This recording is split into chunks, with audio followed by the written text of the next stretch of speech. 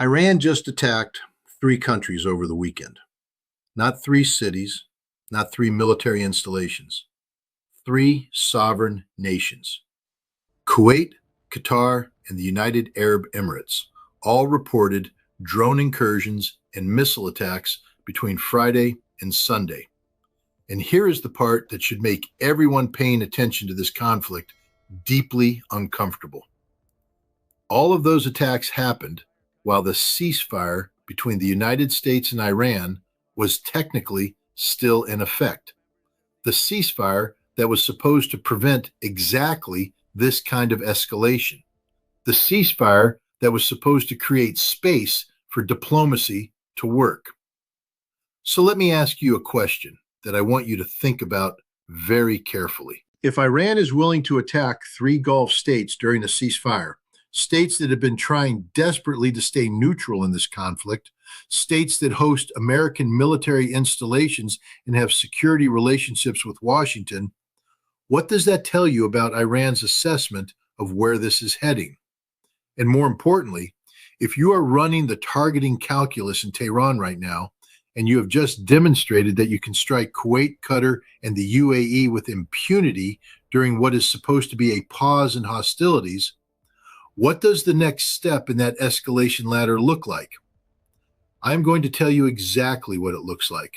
And by the time I am done walking you through the strategic logic of what Iran just did, why these three specific countries were chosen, and what the pattern of escalation tells us about Iranian decision-making under pressure, you are going to understand why the phrase, "guess who's next," is not speculation. It is threat assessment based on observable behavior.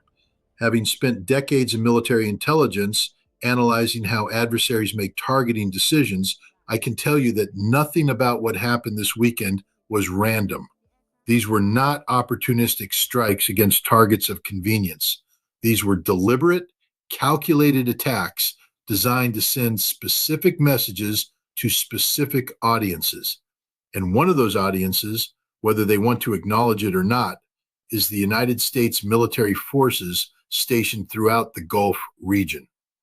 Now, let me walk you through exactly what happened this weekend, because the details of these attacks tell you everything you need to know about Iranian capabilities, Iranian intentions, and the trajectory this conflict is on. Kuwait reported multiple drone incursions into its airspace on Saturday. Kuwaiti air defense systems tracked the drones but did not engage, according to statements from Kuwait's Ministry of Defense. The drones eventually exited Kuwaiti airspace without striking targets, but the message was delivered. Iran demonstrated that it can penetrate Kuwaiti airspace, that it knows Kuwait hosts American forces, and that the decision not to strike this time was a choice, not a constraint. Qatar reported that a drone attacked a commercial vessel in Qatari territorial waters on Saturday night. The ship, a Liberian-flagged container vessel, sustained damage, but no casualties were reported. Qatar did not officially attribute the attack, but regional intelligence sources cited by Reuters identified the drone as Iranian-made. The significance here is not the damage to one ship. The significance is that Iran demonstrated it can operate in Qatari waters, waters that are patrolled by Qatari Coast Guard forces operating American-made equipment and receiving American training. The United Arab Emirates reported the most serious incident. According to the UAE Ministry of Defense, multiple drones and at least two missiles entered Emirati airspace on Sunday. UAE air defense systems intercepted some of the incoming threats, but at least one drone struck an industrial facility near Fujairah, causing a fire and minor damage. The UAE openly blamed Iran for the attack, marking a significant shift from the more cautious language the Emirates had been using previously. Three countries, three separate incidents, all within 48 hours, all during a ceasefire that was supposed to be holding. And all three countries share one very important characteristic. They host American military forces. Kuwait hosts Camp Arifjan, one of the largest U.S. Army installations in the Middle East.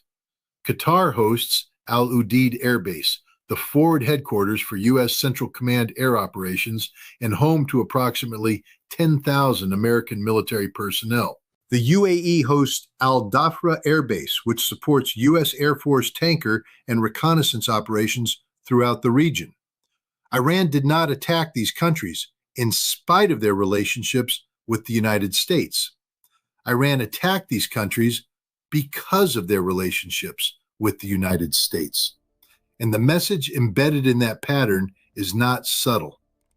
Iran is demonstrating that it can impose costs on any country that supports American military operations in the Gulf, regardless of whether those countries are direct combatants, regardless of whether there is a ceasefire in place, and regardless of whether attacking them risks expanding the conflict beyond the current parties.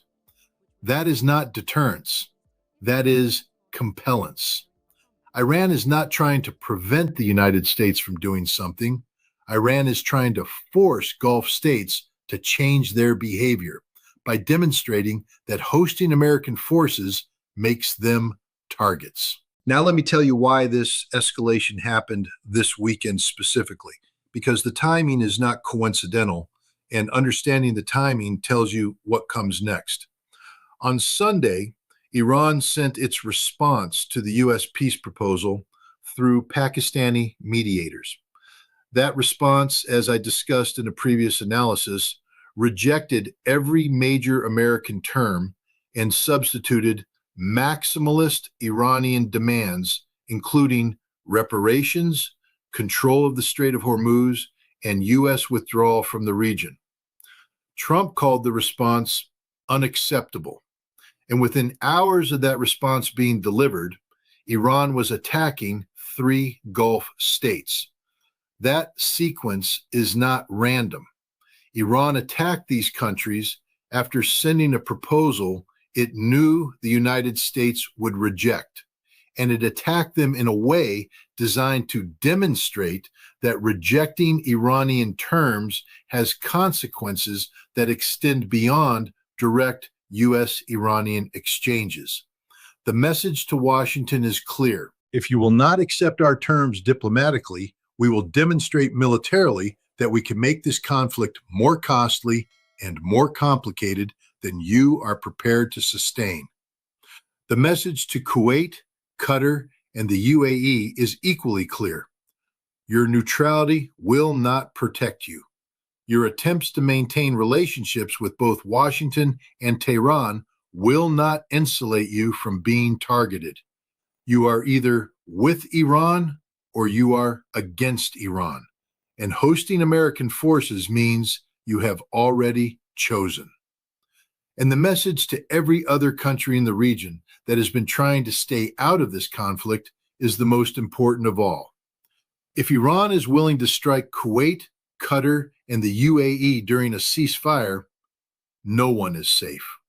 Saudi Arabia, Bahrain, Oman, all of them are now calculating whether their security relationships with the United States are worth the risk of becoming Iranian targets. If you are watching this and you have not subscribed yet, do it now. Because what I am about to explain, why the pattern of Iranian attacks creates a logic that points directly toward American targets, and why the United States has very limited options for responding without triggering exactly the wider war everyone has been trying to avoid, it's something you need to understand completely. Subscribe, because this is not ending. It is escalating in a very specific direction. Let me show you the escalation pattern, because this is where the threat assessment becomes unavoidable. Iran has been conducting attacks throughout this conflict in a progression that military strategists call horizontal escalation. Instead of attacking the same targets with increasing intensity, Iran widens the geographic scope of the conflict and increases the number of actors involved. The strategic logic is that a wider conflict creates more pressure points, more diplomatic complications, and more economic disruption, which increases the cost to the United States and Israel of continuing the war. The pattern started with attacks on Israel, direct missile and drone strikes on Israeli cities and military installations. That is the core of the conflict, the direct confrontation between Iran and Israel with American support. Then Iran expanded to attacks on U.S. military installations in Iraq, Syria, and Jordan. Still military targets, still within the theater of operations, but now directly involving American forces rather than just Israeli forces operating with American support. Then Iran closed the Strait of Hormuz, which affected global shipping and energy markets, pulling in the economic interests of countries far beyond the immediate region. That widened the circle of stakeholders and increased international pressure on Washington to find a settlement.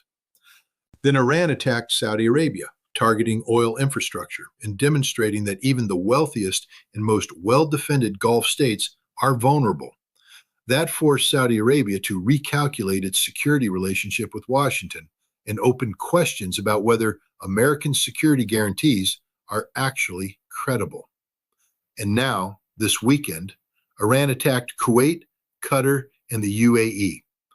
3 more countries pulled into the direct line of fire.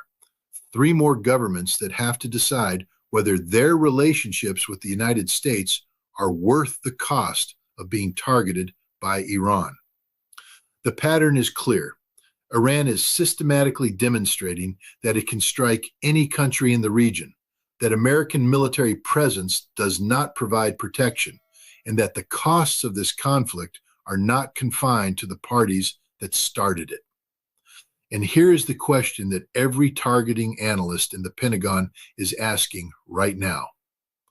What is the next step in that progression? The next step, the logical extension of the pattern Iran has been demonstrating, is direct attacks on American military installations, not through proxy forces in Iraq or Syria, not through attacks on countries that host American forces, direct strikes on Udeid, on Dhafra, on Camp Arifjan, on the naval support facilities in Bahrain. Iran has already demonstrated it can penetrate the airspace of countries hosting these bases. The question is not capability. The question is decision. And the decision calculus from Tehran's perspective looks like this. The United States rejected Iran's peace proposal. The United States called it garbage and unacceptable. The diplomatic track is dead. American forces are still operating throughout the Gulf, enforcing a blockade on Iranian ports. American warships are still sinking Iranian boats in the Strait of Hormuz. From Iran's perspective, the ceasefire is a fiction that the United States is violating through continued operations, and Iran has no incentive to observe constraints that its adversary is not observing. So Iran is testing boundaries. It attacked 3 Gulf states to see what the response would be. If the response is limited, if the United States does not escalate significantly in retaliation, then Iran learns that it can strike countries hosting American forces without triggering a major American military response. And if that lesson is learned, the next test is obvious. Let me be very clear about what I am telling you. I am not predicting that Iran will attack American bases tomorrow. I am explaining the logic of the escalation pattern Iran has been demonstrating and where that logic points. And I am telling you that the people responsible for force protection at every American installation in the Gulf are operating under the assumption that they are potential targets in the next phase of Iranian escalation. The United States has approximately 40,000 troops stationed throughout the Middle East. The majority of them are in the Gulf states: Kuwait, Qatar, UAE, Bahrain, Saudi Arabia. All of those forces are now operating in an environment where the host country has either been directly attacked or is watching other host countries get attacked and wondering if they are next. That creates force protection challenges that are extraordinarily difficult to manage. You cannot keep 40,000 troops on maximum alert indefinitely. You cannot sustain the operational tempo required to defend against drone and missile attacks 24 hours a day for weeks or months. Personnel get exhausted, equipment degrades, readiness suffers. And all of that happens while Iran is learning from each attack, refining its tactics, and preparing for the next phase. Now, let me tell you what the United States can actually do in response to what happened this weekend, because the options are all bad. And understanding why they are bad tells you why this situation is so dangerous. The United States can do nothing, except that Iran attacked 3 Gulf states during a ceasefire, issue a statement condemning the attacks, and move on. That is the lowest risk option in terms of avoiding escalation.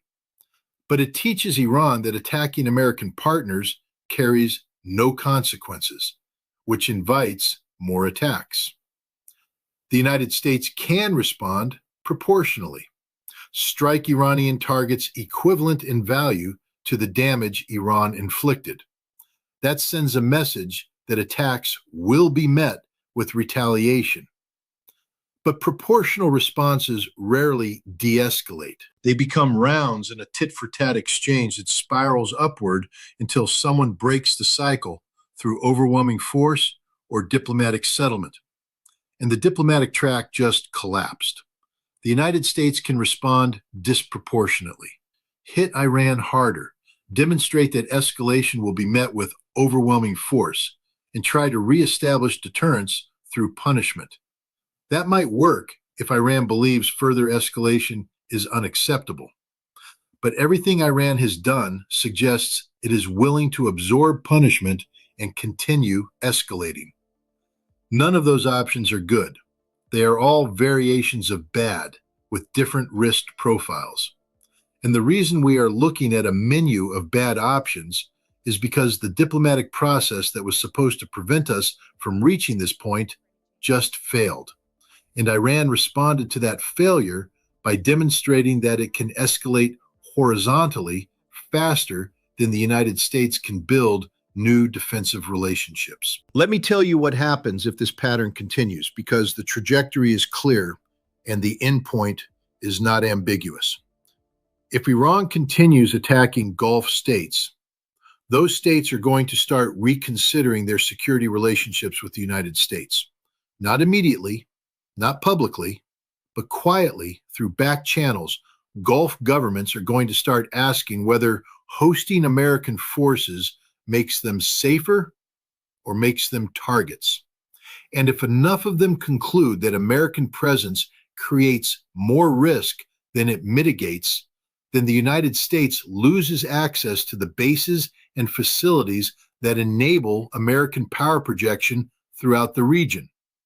That is Iran's strategic objective, not to defeat American forces in direct combat, to make the cost of maintaining American presence so high that Gulf states ask the United States to leave. And every attack on a country hosting American forces moves that calculus a little bit closer to the point where the political cost of hosting Americans exceeds the security benefit. If Iran attacks American bases directly, the United States has no choice but to respond with significant force. That could mean strikes on Iranian territory that go beyond anything conducted during Operation Epic Fury. That could mean a return to full-scale military operations. And that means the ceasefire that has been barely holding since April is completely dead. And we are back to a level of conflict that the global economy cannot sustain. If the United States decides that the risk to American forces in the Gulf is unacceptable and begins withdrawing or consolidating forces to more defensible positions, Iran wins the strategic competition. American withdrawal from the Gulf after 75 years of presence would represent a fundamental shift in the regional balance of power. And every adversary watching would learn that sustained pressure and willingness to escalate can force American retreat. All of those scenarios are bad. The question is not which good outcome we can achieve. The question is which bad outcome we can live with and which bad outcomes lead to even worse outcomes down the line. Iran attacked 3 countries this weekend while a ceasefire was supposedly in effect. That tells you everything you need to know about how seriously Iran takes the constraints that ceasefire is supposed to impose. And it tells you everything you need to know about how confident Iran is that it can continue escalating without triggering consequences it cannot absorb. The next phase of this escalation is not hard to predict. It is the logical extension of the pattern Iran has already demonstrated. Iran has shown it can strike countries hosting American forces. The next question is whether Iran will strike American forces directly. And if you are running force protection at Al Udeid or Al Dhafra or Camp Arifjan right now, you are operating under the assumption that the answer to that question is yes. And the only question is when. If you have stayed with me through this entire analysis, you understand that what happened this weekend was not a series of isolated incidents. It was a coordinated demonstration of Iranian capability and Iranian willingness to expand the conflict to include countries that have been trying to stay neutral. You understand that the pattern of escalation points in a very specific direction. And you understand that the phrase, guess who's next, is not speculation, it is threat assessment. Subscribe to this channel if you have not already, because this conflict is not winding down. Iran just escalated during a ceasefire. The diplomatic track is dead. And the decisions being made in Washington, Tehran, and regional capitals over the next few days will determine whether we are looking at a frozen stalemate or a return to full-scale war that pulls in every American base in the Gulf. 3 countries were attacked this weekend. The pattern is clear. The logic is unavoidable. And if you understand how escalation works, you know exactly where this is heading. Pay attention, subscribe, share, because the next phase is coming, and pretending it is not does not make anyone safer.